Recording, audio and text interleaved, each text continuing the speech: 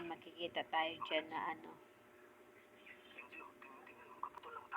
kaputol ng tao. Kalahati. Kumbaga, yung manananggal.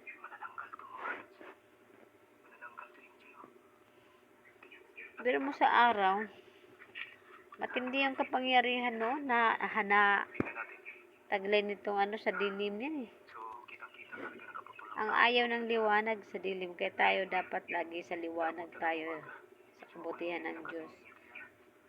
Ang aral maging mabuti.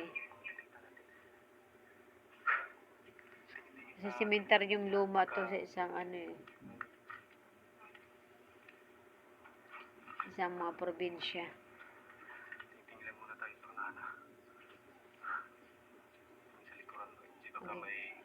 Makikita yan yung putulan dyan eh. Yan.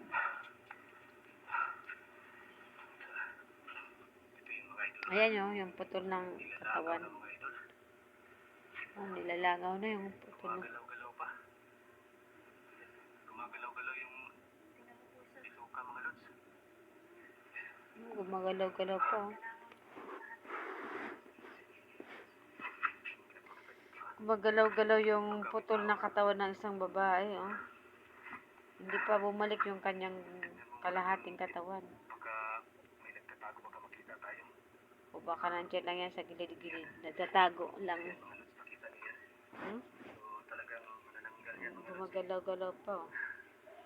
Kaputol yan. Kaputol ng sawang.